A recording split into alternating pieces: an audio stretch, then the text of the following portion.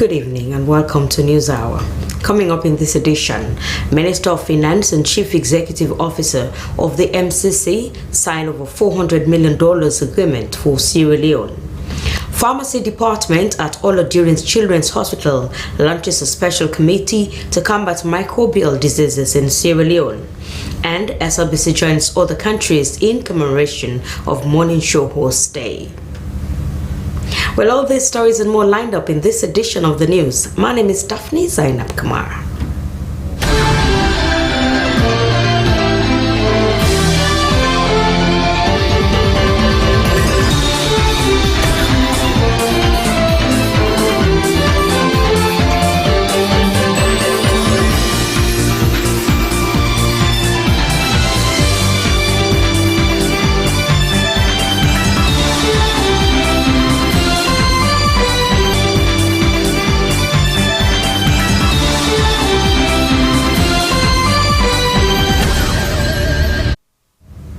First on News Hour tonight, the Pharmacy Department at Olodiri Children's Hospital has launched the Antimicrobial Stewardship Committee for the improvement of antimicrobial drugs in the various government hospitals and communities across the country.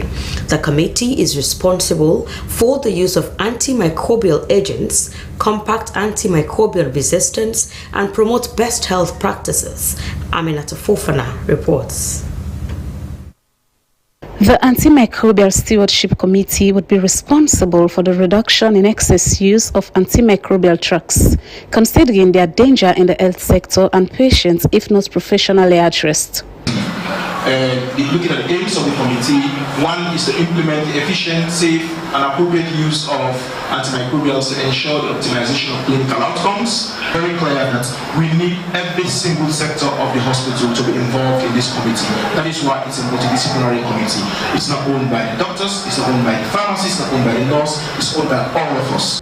The event featured a poster which contained a comprehensive report of findings, including detailed analysis of the current antimicrobial usage within the pediatric patients population. To show our colleagues across the multidisciplinary team, so medics, microbiologists, nurses, pharmacists, exactly what the problem is, and we need to come together now to work out how we're going to solve it. The findings also identified areas of improvement and formulated targeted interventions, which projected the importance of the formation of the Antimicrobial Stewardship Committee. That this committee is diverse, and it is a committee of experts that come from pharmacy, from pediatrics, from infectious disease, from nursing, from medical laboratory sciences, from microbiology, you name them. It is really important that we collaborate across these disciplines so that we can enhance our understanding of antimicrobial use patterns, particularly in this facility, monitor resistant trends, and develop evidence-based guidelines.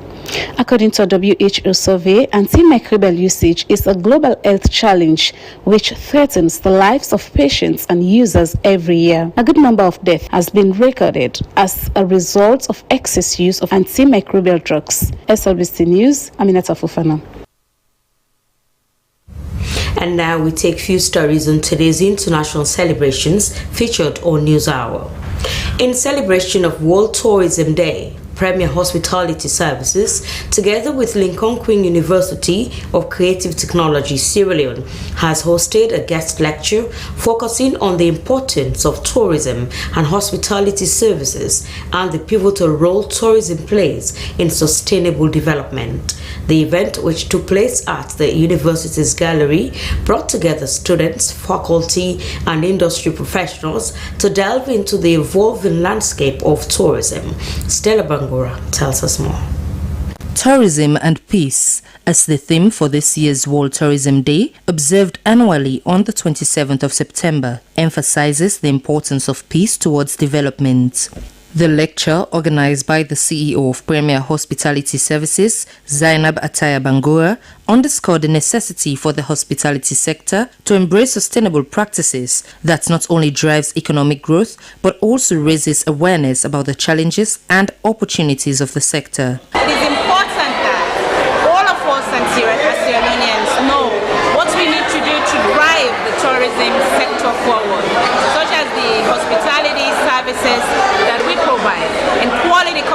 service is one of them, which is lacking in our country. There's a lot of challenges facing the tourism sector. One most is infrastructure and that of electricity. Most of our hotels and restaurants are struggling with the inconsistent electricity, so they have to rely on high power generator, which increases their operating cost. The guest lecture featured esteemed professionals from the tourism sector who shared their extensive knowledge and experiences in the field, calling on students to embrace their studies in tourism and engage in activities that involve the promotion of Sierra Leone's diverse cultures. Government representatives and faculty members delved into the challenges of the tourism sector and future goals for development. During her lecture, Zainab Bangura emphasized the relationship between tourism and peace as drivers of national cohesion, promoters of global connections, which in turn contributes to the overall peace worldwide. A graduate in tourism from Lincoln University appreciated the meeting whilst calling on government for more opportunities in the sector. Being in the midst of stakeholders there and the university for creating this opportunity also, it will give you hope, because as one of the speakers say, what is being handed to us is somehow depleted. So it takes us, the younger generation, the enthusiasts, to come on board, put on with vibrancy and execute the task and the responsibility being given to us. So we are pleading on the stakeholders, governments, let there be an open door. We need the open door. It's not just about saying young people, but we need the open door. We need the entrance. The event concluded with a call to action for students to innovate and think creatively about how they can contribute to a more sustainable tourism industry. Participants were encouraged to consider the social, economic and environmental impacts of tourism in their future careers. For SLBC News Hour in Freetown, Stella Bangura reporting. The Minister of Finance, Sheku Fantamadi Bangura, and the Chief Executive Officer of the Millennium Challenge Corporation, MCC, Alice Albright, have signed the $480 million compact program for Sierra Leone. The signing would now give Sierra Leone access to the United States government grant that is expected to support the country's electricity sector, with a special agency to be set up to manage the funds. President Julius Maada Bio is also expected to sign the document in Washington, D.C.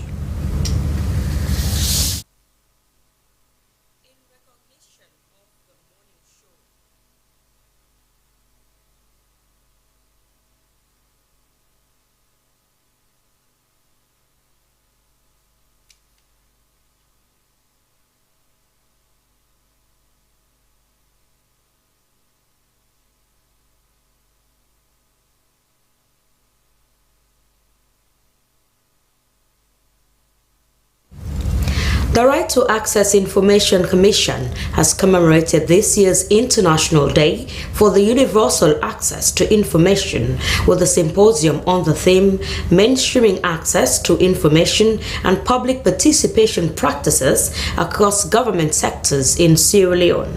It was held at the conference room in the Ministry of Foreign Affairs on Tar Hill in Freetown. Ibrahim Samura has more. It has been a very useful discussion from the panelists in line with the theme underscoring the importance of access to information. Every year, 28th September was declared as International Day for the Universal Access to Information, declared by UNESCO, and it was set aside to highlight the importance of access to information. Chairman and Information Commissioner, Right to Access Information Commission, Dr.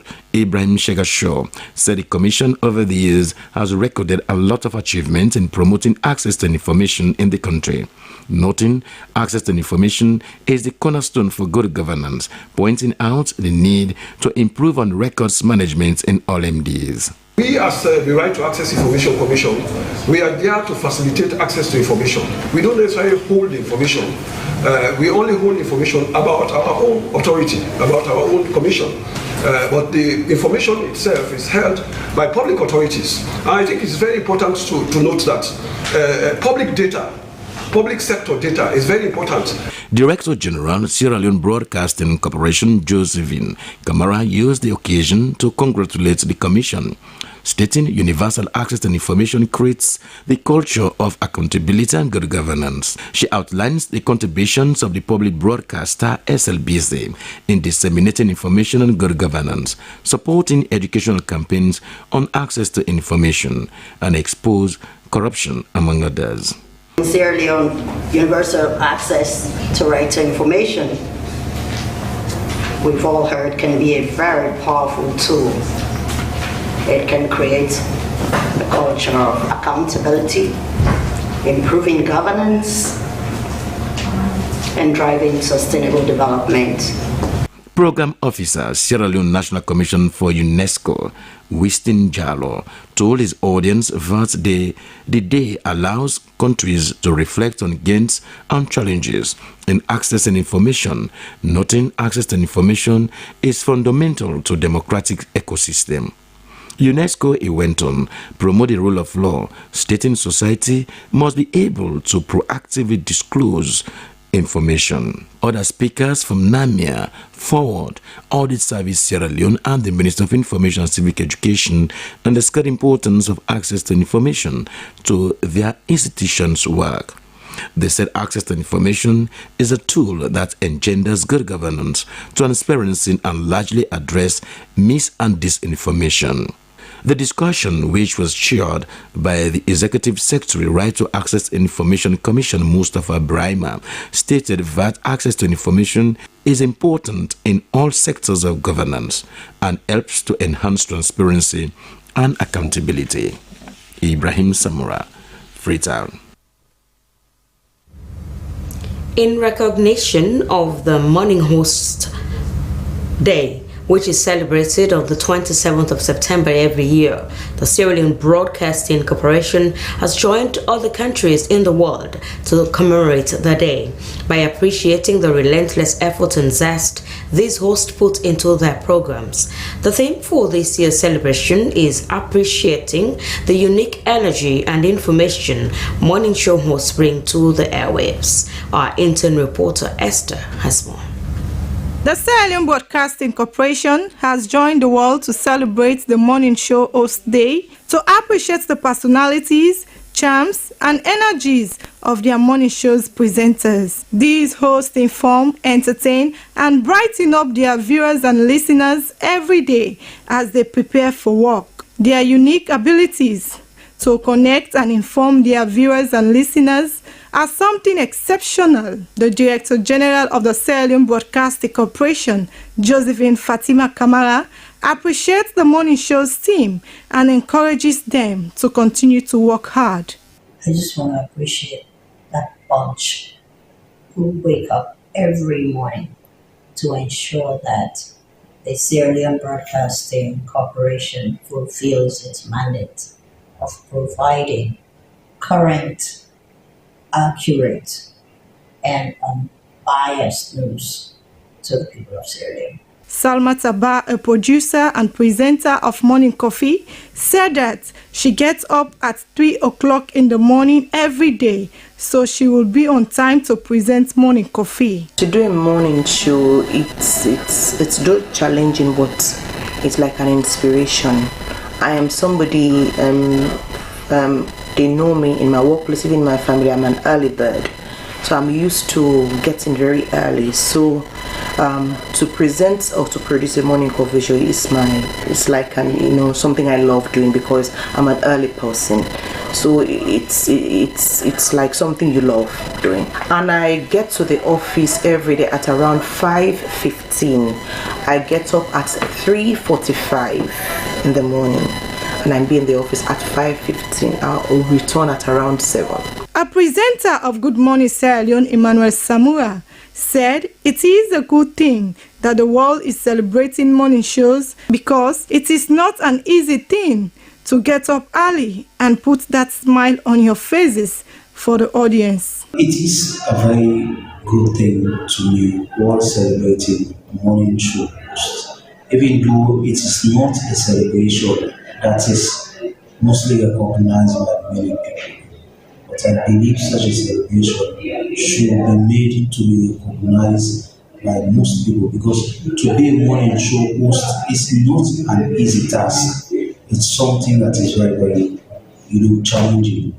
Because take it for example, in the morning hours, you have to wake up early in the morning to prepare to come for work. Coming to work, you have to prepare yourself to go on screen.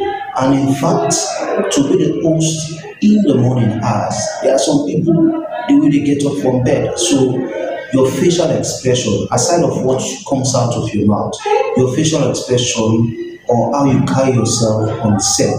The other presenter of Morning Coffee, Ibrahim Samura, described his journey as a tedious one, adding that his most challenging moment in hosting morning shows is having the two major political parties in the panel. When it comes to politics, that one is no hidden secrets. When you have players from the both main political parties, here you have the APs and SLPP, if you have them on your show, then it's going to be very difficult by asking questions. Some question you may ask, the other party will think that you are trying to support the other side, and also the other side will accuse you. So when you have these kind of people on your show, you have to be careful. Also, you have the audience. People will be listening to you. The kind of questions you'll be asking, they also determine your tone of talking. You have challenging issues. So this, for me, that's the most difficult time for me when I'm doing the morning show. A presenter of Good Morning Sierra Leone, Esther Maya Masako, said it is tiring working as a morning show presenter, adding that amidst those challenges, one thing that keeps her going is her love for the job. Well, my love for the job. Because whenever I do journalism, whenever I present programs, I feel relief. So that alone is a motivation for me to continue doing the job. The morning show's team bring you the energy that brightens your day with news, fun, and all you need to kickstart your day. Now News Hour switches over to stories in some communities in the Western area. Residents of Adonke have voiced their frustration over the deteriorating condition of Cemetery Road. The road, riddled with potholes, poses significant challenges, particularly during the rainy season when it becomes slippery and muddy. Our interns Letitia DeCole and Sulaisha Sise put together this report. Yeah. So I don't look bad. I saw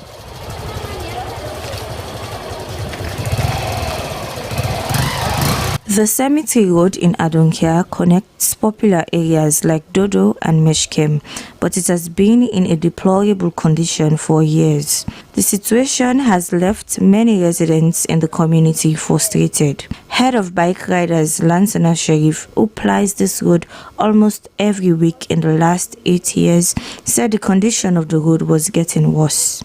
The previous time the worst part, so sometimes as we see dry season and the youth they can together, they will lock so but whenever when they come, if you wash up the first place, they wipe all the dirty way the youth they can put together for let them lock the anyway season as we find it difficult. Ibrahim Bangura thinks every year comes with its own difficulties, with occurrences of accidents almost frequently. The problem with the face on this road is seriously. For they sit down on bike, they sit down there with your start. The road is bad seriously. But understand. Chief Almami Bangura said evidence, sand mining and heavy trucks are responsible for the condition of the road.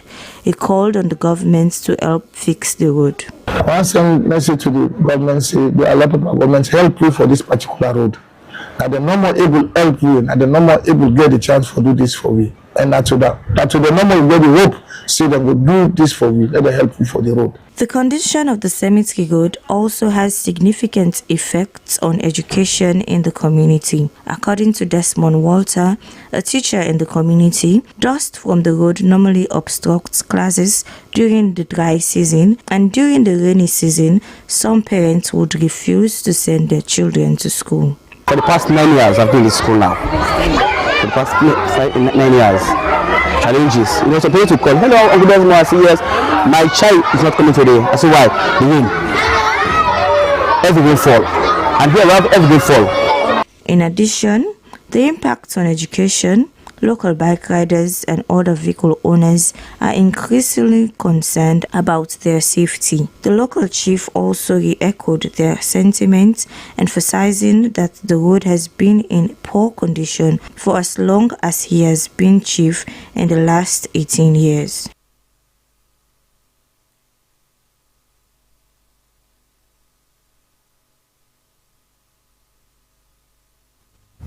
Still on community stories in the western area, many homes are at the edge of the hill as erosion continues to take its toll. Residents at Congo Town Wharf are calling for urgent action following several devastating mudslides. Our reporter Ndewa Toroka was there in our reports. The local residents are voicing their concerns over ongoing environmental hazards and community tensions. The effects of recent mudslides are still fresh in the minds of residents. Me like me so right now, when they come for last sleep inside me myself at the field. So I sleep inside any this old stand with me down. Last stress all leak in the family. So now they sleep, look at the place, people they sleep there. Whole next round now for done. Residents said they have reached out to authorities, urging them to revisit the area and implement necessary measures to prevent further disasters. People from lower compounds expressed frustration, stating that improper waste disposal by those at the top would increase the risk of future mudslides. Chairman Congo Town Wharf, Alfred Kalawasise, said that they are in trouble every time it rains. He also blamed some of their neighbors who threw garbage and waste down the hill. So they don't wait with they lose, they can't for them. Downside the under disaster may take place there, but person may die there during the rain. The dirty cut can cover inside house. Less there in there where they cut. The people are then they throw away toilet pan them, they throw away dirty pan them. Say they know me tell them go live down the slum. Residents from the upper compound acknowledged the concerns raised by the other side, but defended their actions. You know, see the woman, many of them, they get bucket, and when they know they go inside, turn inside the pit, make it go. Be the end of slop. Let me forgo. That toilet when they say it just get for me. Reverend Abigail Tucker, who lives at the upper community, said that they understand the risk. They need to work together and not to blame one another. We just come when you meet toilets. No girl that they own. And okay, we na buy, we can buy. Me na stranger na ya. Na so we meet them na ya. And I don't start for make it any wall. You go down there, you see. Me they fight, at least for protect my own house and my own area against disaster. The government not for left we so. Not as much as we self yes. We they not tire pa we do ya because na then day before we na then big pass we. As the raining season continues, both sides have agreed to work together in the spirit of community in order to protect their homes and ensure the safety of their community. SLBC News are Ndewa Toroka reporting. As a home and business center for many, the Benguima Grassfield community, Waterloo, is currently grappling with a severe electricity supply. The problem has left many families in darkness and also hampering their daily source of livelihoods. Our intern, Regina Koma, visited the community and compiled this report, read by Stella Bangura. Benguima Grassfield is a large community as well as a business center in Waterloo. The community comprises Fuller Town, Soldier Street, York Road and Kamara Lane. Residents here have endured a prolonged power outage for months, a situation that has sparked frustration and concern. Many families rely on electricity for their basic needs such as business operations, cooking and education. Abubakar Mansari expressed his discontent, stating that they have repeatedly engaged with the electricity providers about their plights, but the problem remained the same. Very poor. Okay. And some of the people themselves, they got missing. Even who they call them for me and do installation, they are there to do. So for us, say everything's all right and all right. At times we can be nearly 2 weeks, we get like a 12. A disgruntled Hawajalo said they were tired of contributing towards electricity while seeing no improvement in service. The electricity and give 1 and 2 tape for the week, not able to get lights. Nothing freeze and they go on also better lights, not see better lights now. She emphasized the need for authorities to take immediate action to address these issues and restore reliable electricity supply to their community. Alhaji Mustafa said the electricity crisis was negatively affecting businesses and domestic activities. They undergo a lot of constraints. The charges is about cool.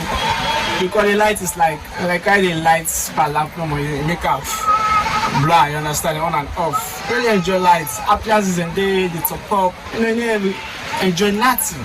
A large community as it is, Benguma Grassfield only relies on a small single transformer for electricity supply. You're watching News Hour coming to you live on Slbc Television in Freetown. We continue with more stories.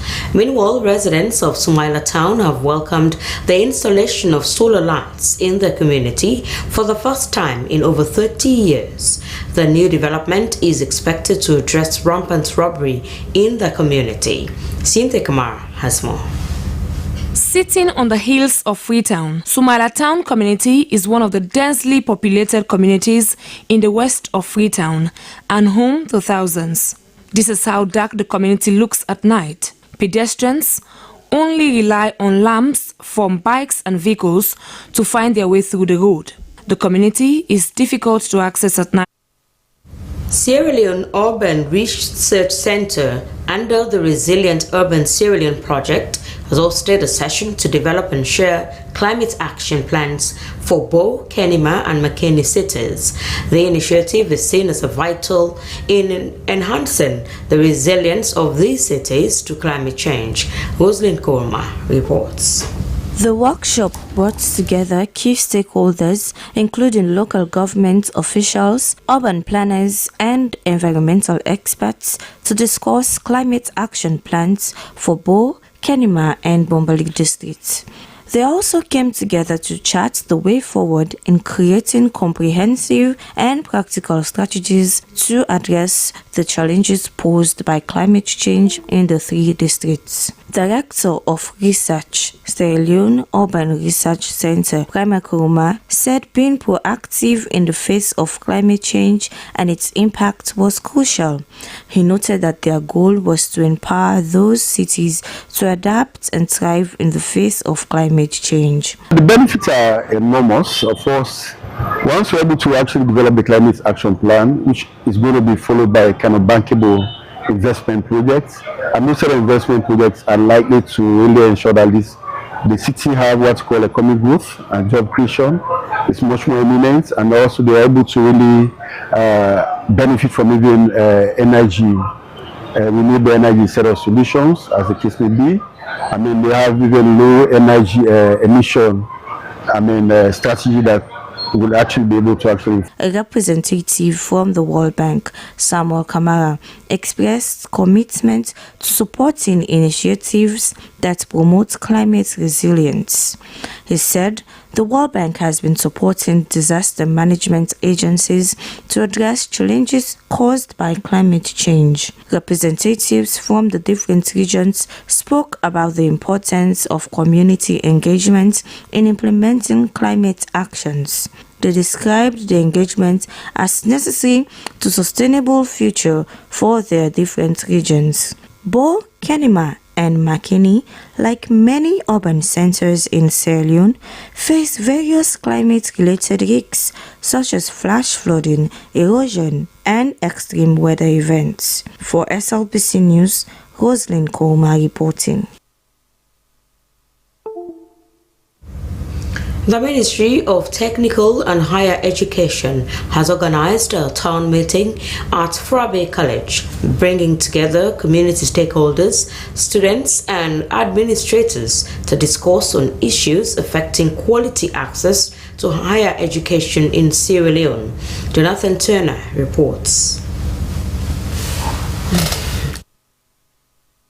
The session was aimed at addressing the financing of higher education and identifying sustainable solutions through collective responsibility. The need for all hands on deck was to ensure that quality education is accessible to all. The cost of quality higher education, a collective responsibility. The event aimed at foster a dialogue on how to address the financial challenges facing higher education institutions and students alike. Minister of Technical and Higher Education, Dr. Hajar Ramatulai Wui, said the need for a collective approach to tackle these challenges.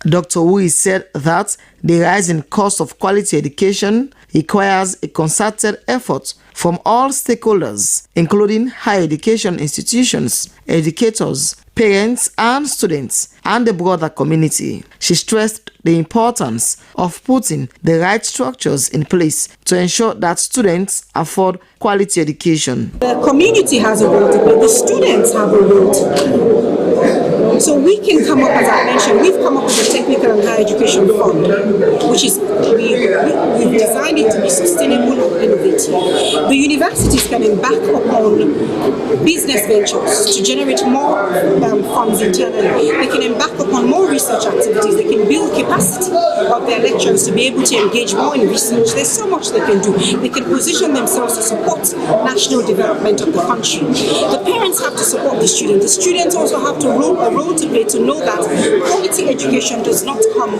cheap. President of the National Students Union NUS, Rex Bonafa, commended the ministry for organizing the event, noting that such sessions offered a platform for students to voice their concerns. He expressed hope that these discussions will help address the academic challenges students face, ultimately giving them hope for a brighter future. I think the ministry is doing tremendously well, because for them to give us a platform of this type, for us to sit down, talk about the challenges and bring forward possible solutions to ensure that our educational institutions are being financed by our institutions is a step in the direction, in this right direction. Because this is not just a town hall meeting between members of the Ministry of Technical Education or institution that have to do with education and business in this country. They are called to make their solutions. So therefore, I think this will be a step in the direction, and I am hopeful that all of the suggestions and recommendations that are being put forward will be taken into consideration. The town hall session also featured an interactive discussion where participants shared insights on the role of various stakeholders in improving the quality higher education, particularly in light of the financial challenges many students face. The Ministry of Technical and Higher Education reiterated its commitment to ensuring that education remains a priority on the national agenda, as it continues to seek collaborative ways to address the needs of students and educational institutions across the country. For SLBC News, Jonathan Turner reporting. Thursday was World Contraception Day, and in commemoration of the day, UNFPA handed over contraceptives and life-saving maternal health medicines to the Ministry of Health. At a press conference where the handing over took place, the organization raised awareness on the importance of access to safe and effective contraception. Cynthia Kenema witnessed the event at Atlantic Hotel in Freetown.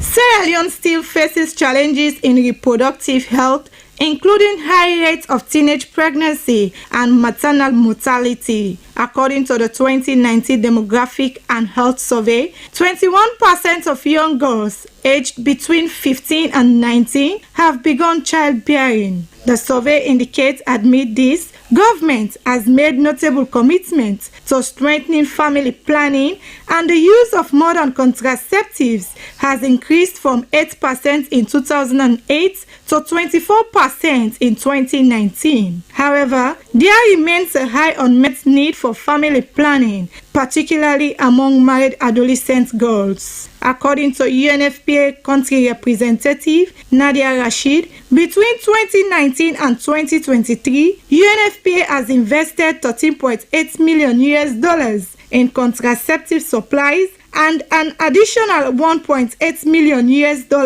for strengthening health systems. In 2023, 640,000 women were using modern contraception in Sierra Leone, helping to prevent an estimated 240,000 unintended pregnancies, 87,000 unsafe abortions, and 770 maternal deaths.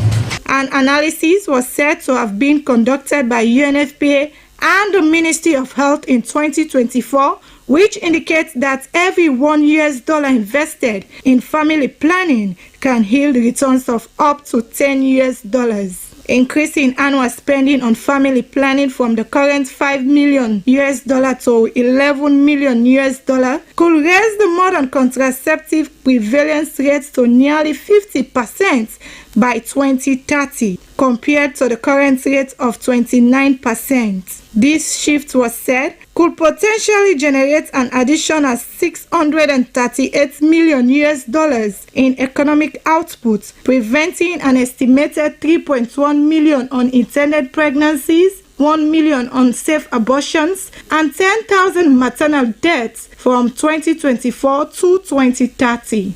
Deputy Minister of Health 1, Dr. Charles Senesi, said the government of Sierra Leone and UNFPA have signed a supplies partnership which compact aimed at progressively increasing domestic financing for reproductive health supplies. Sierra Leone is a low middle income country.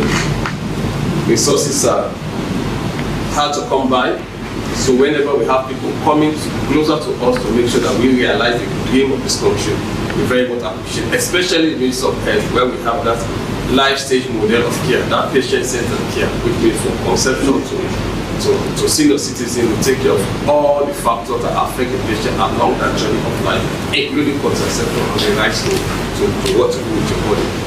UNFPA, the United Nations Sexual and Reproductive Health Agency, was said to be instrumental in ensuring access to modern contraceptives in Sierra Leone, with a commitment to ending unmet needs for family planning, adding that they have supplied 90% of modern contraceptive needs for the public sector. A youth and adolescent advocate, Rosalind Judy, who spoke about the challenges and misconception of contraception, said confidentiality, limited response to the needs of adolescents and young people were major challenges. UNFPA is the United Nations Sexual and Reproductive Health Agency. Its mission is to deliver a world where every pregnancy is wanted, every childbirth is safe, and every young person's potential is fulfilled. SLBC News in Freetown, Christiana Kamar reporting. Many thanks to Christiana Kamar for that report. Now, even as the world commemorates Contraceptive Day, some people disapprove their use due to some negative effects on women in particular. Our intern Suzanette Basi and Abubakar Kamar dived deep to unravel the goodies and challenges associated with contraceptive. This report was read in our studio by Emmanuel Samora.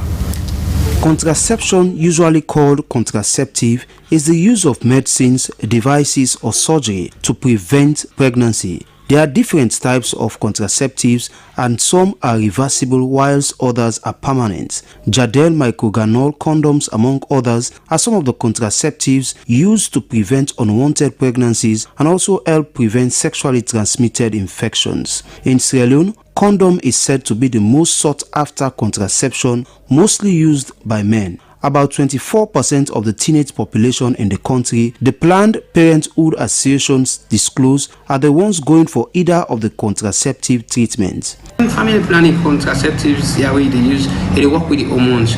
So sometimes if you start to take it will become dizzy. Some people will tell you say they make her become fat. Some will tell you say they make her become thin. But most of these people when they say these things, they are all myth and misconception. Because imagine we all eat less, but not all we all bump, not all we all get big belly. So that just tell you the varieties of views them we can count. But now we could get different types them way available.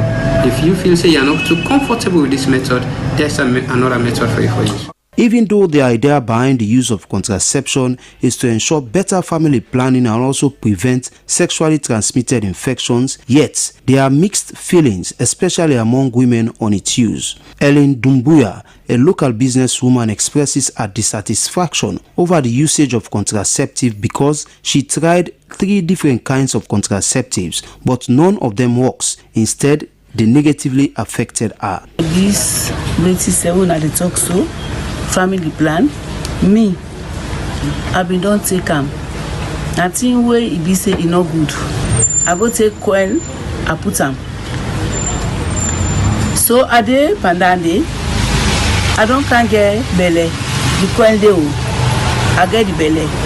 Then where I get the belly now, where I can born, now twin day I can get. I born the one I'm a kenny, but in all leave. But this one I didn't have my belly. This woman will get this shop. 9 left na the belly. So 9 they send me to Dr. Pridi for can see the pikin. What I they make if they make fine or if they fine. Whereas a pupil from Miles Academy, Mabinti A. Kamad, disproves the usage of contraceptive for children below age 18 because of how it is negatively affecting a colleague in school who later lose her life. National Pentecostal Secondary School, and she took Captain Ban. But she was continuing taking it. She was removing after 3 years, like she was taking it, and after she was done with it, and she passed away, and that was so sorrowful for me. And I've learned a lot about it. Youth and Communication Officer of Planned Parenthood Association, Samuel Yeme Kouma, alludes to the side effect of contraception, but says its reactions vary among people, which breeds room for misconception. If you are not sexually active, we can tell and say that abstain. This is the simplest information. That is, you are not engaging to my men that the business is abstain from sex until you prepare mentally, physically for the engage, especially the young adolescents. For people that we actually engage into sexual activities, I want to tell them, let them use them, because when you plan a family, they get a happy family, they get a healthy family. That now another one, and also for let them use condom. Condom get multiple functions. Condom is the safest method of family planning. Even with the challenges identified, the Planned Parenthood and the Ministry of Gender and Children's Affairs believe the goodies outweigh the challenges and are, however, intensifying their awareness-raising effort to erase the misconceptions surrounding contraception. Well, away from the mainline news, we move over to a segment and start with the international news.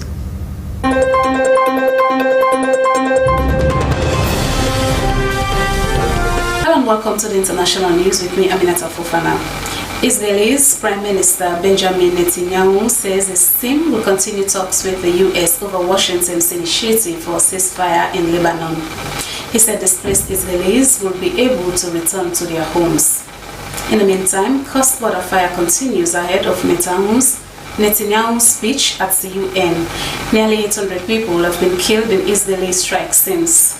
After 17 months of a brutal civil war which has devastated the country, the army has launched a major offensive in the capital, Khartoum, targeting areas in the hands of its bitter rival, the paramilitary Rapid Support Forces. The RSF seized most of Khartoum at the start of the conflict, while the army controls the twin city of Omdurman just across the River Nile. The military attacked across 2 bridges, which up till now have been closed and contested.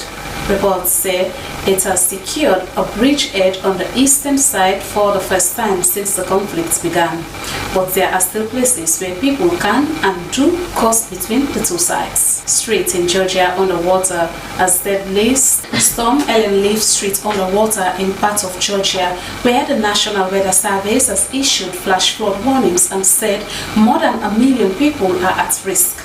Helen, which made landfall in Florida last night as a Category 4 hurricane, has weakened to a tropical storm, but officials warn conditions remain life-threatening in one of the biggest storms to ever hit the Gold Coast. Helen is now barreling across Georgia towards Tennessee and the Carolinas after devastating Florida with fierce winds and flash flooding.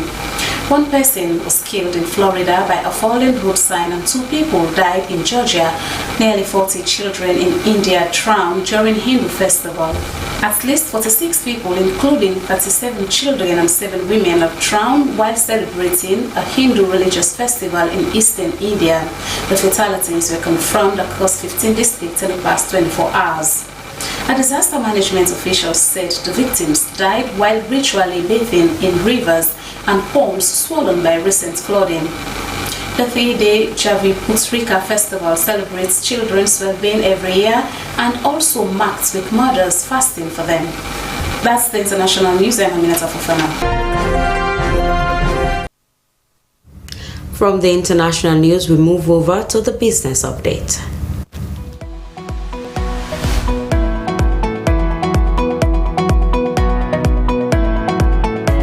Hello and welcome to Business Updates, a segment that brings you current stories and issues around business and the economy. I am Moses Conte. In this edition, UN Economic Commission for Africa and the West Africa Monitoring Institute organized a training on the integration of capital market in West African countries. A strong and well-developed stock exchange or capital market has significant benefit in a country's economy, and it can boost business growth and boost direct foreign investment. This is why the UN Economic Commission for Africa, alongside the West Africa Monitoring Institute, is organizing a training in Sierra Leone to raise awareness and develop capacity on integration of capital markets in West Africa countries. Here is the Chief Finance and Domestic Resource Mobilization Officer, ECA, Sonia Esobaje, speaking about the importance of the stock exchange. Have been providing technical assistance. This is what we do, and we do that for our member states. And of course, having in mind that we have a continental agenda, we want to foster regional integration. We want to see Africa country, or I would say our continent, have a bigger stake when we talk about international trade or even in the global financial architecture. This is our vision. The section I lead at ECA, Innovative Finance and Capital Markets, has been developed and has been created, to help and support the country, the continents, in the development of its financial architecture. Without financing, development is not possible. And I want to emphasize this. Crises are becoming the new normal. Without financing, economic development is not possible. Without financing, the development of the private sector is not possible. Without financing, our businesses cannot grow. So this is how important finance is now. And when I say finance, it's also how we manage the finance. The governance runs the financing solutions, or the finance we have is also equally important. Our work is also guided by 3 main agendas. 1, Agenda 2030 and the Sustainable Development Goals. 2, Agenda 2063, the Africa we want. And 3, the implementation of AfCFTA, African Continental Free Trade Area. We now bring you the foreign exchange rate from the Bank of Sierra Leone.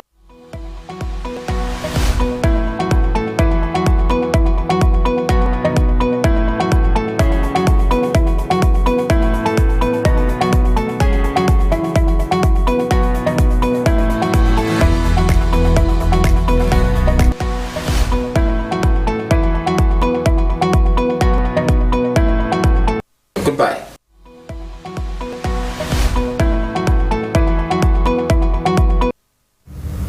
Well, time now for the travel news.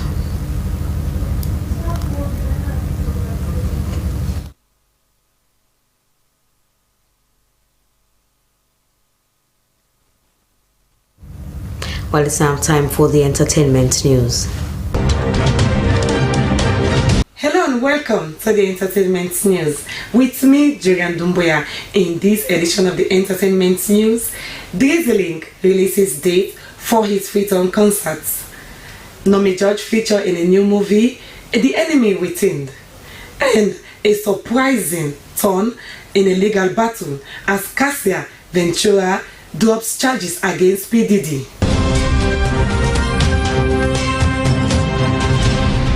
One of Sierra Leone's young and rising stars, Link, has released the date for his Freetown concert, which he posted on his Facebook page.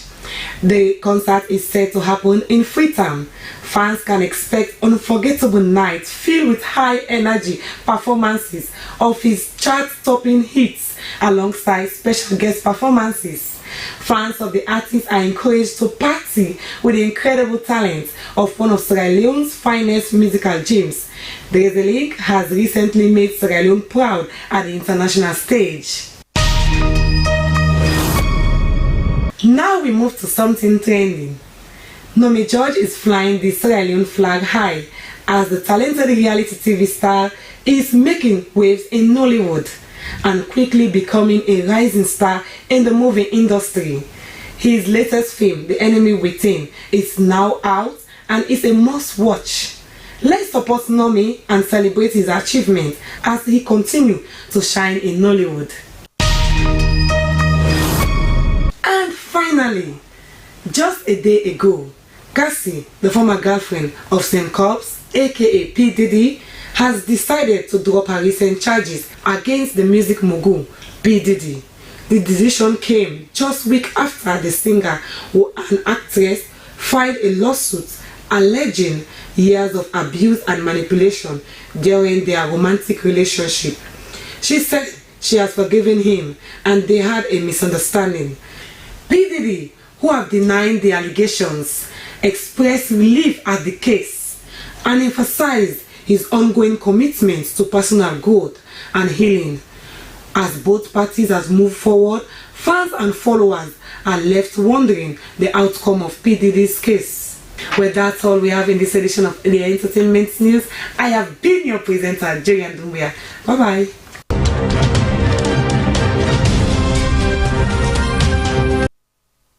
Now to our final news segment, which is the sports update.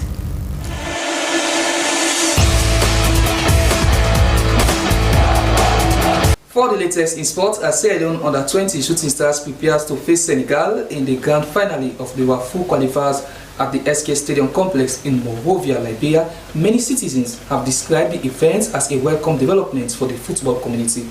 They have called on the Sierra Leone Football Association and the Ministry of Sport to provide more support to develop the under-20 Shooting Stars into the senior national team.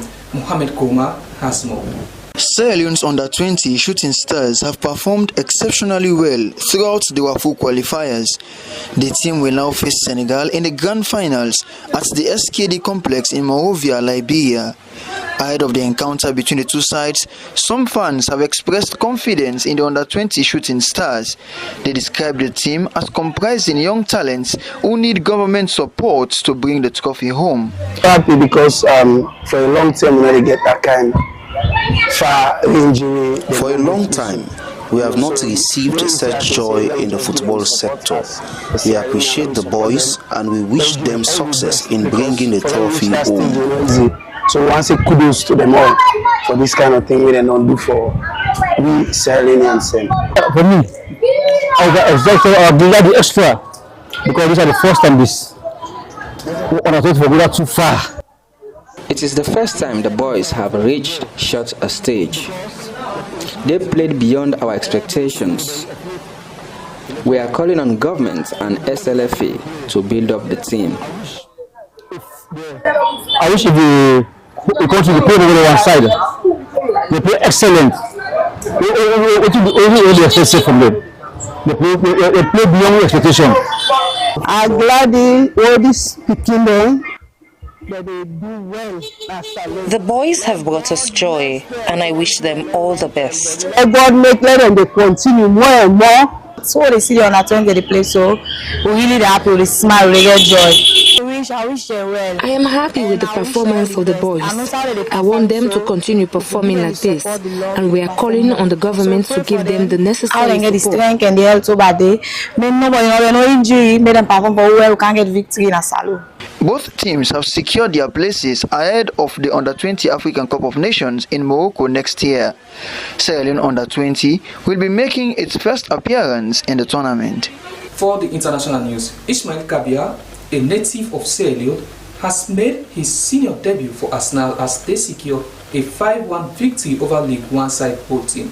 As a result of this win, the London side advanced to the 4th round after a convincing performance against League One side Bolton. On his Instagram page, Kabia expressed his excitement, stating, "A dream come true to make my professional debut for Arsenal. Proud moment for me and my family, and everyone that has helped me in my journey," Kabia noted. That's the latest in sports. Thank you very much for joining me. I'm Mohamed Damitui. Goodbye.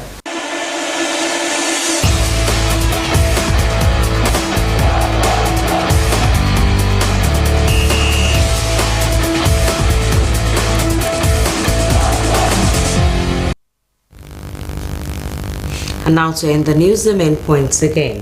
The Minister of Finance, Sheikh Fantamadi Bengura, and the Chief Executive Officer of the Millennium Challenge Corporation, MCC, Alice Albright, have signed the $480 million Compact Program for Sierra Leone.